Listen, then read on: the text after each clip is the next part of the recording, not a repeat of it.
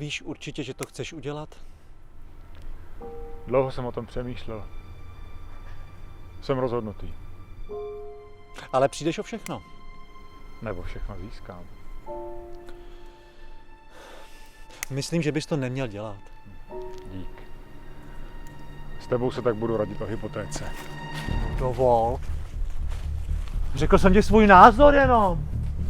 Proč se rozčiluješ? Říkám jenom svůj názor. Protože mě vždycky odsoudíš jako malýho kluka. No tak promiň, že chci, aby si měl to nejlepší. Děkuju. Prosím.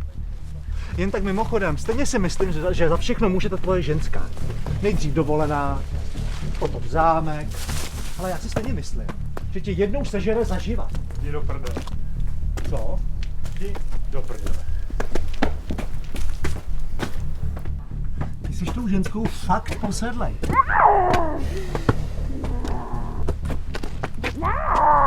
Připravený? Připravenej.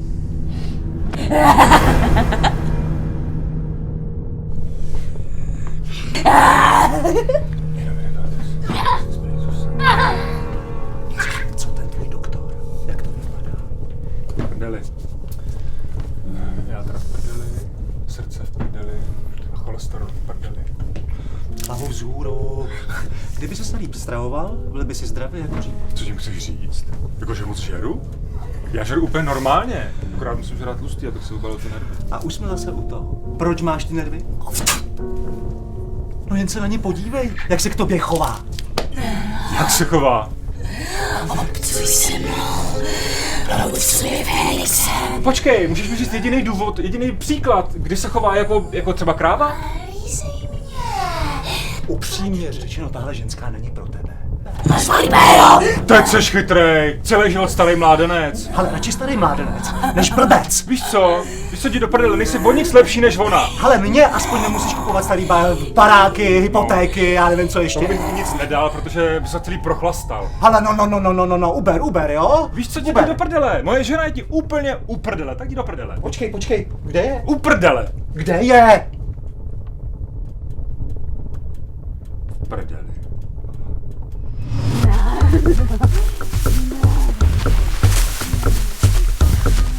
Je jako jasný, že za to můžeš ty. Ne, ta tvoje hypotéka za to může. Na hypotéku se vysr, žádná hypotéka nebude. Ta potvora po mně hodila bramboru. Ta mrcha po mně hodila bramboru. To je brambora mojí ženy. Ty jsi fakt fetišista. Ne, já jsem futurista. Večer jsem mi měl oloupat. Ty jsi z ní úplně hotovej. Patříme prostě k sobě, chápeš to? Stále jsme spolu před oltářem, máme stejný příjmení. Jan Orákula, Kateřina Orákulová, slyšíš to? Den?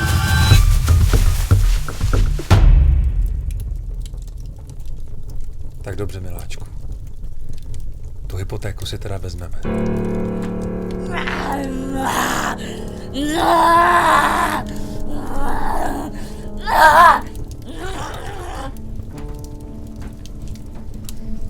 Miluju tě.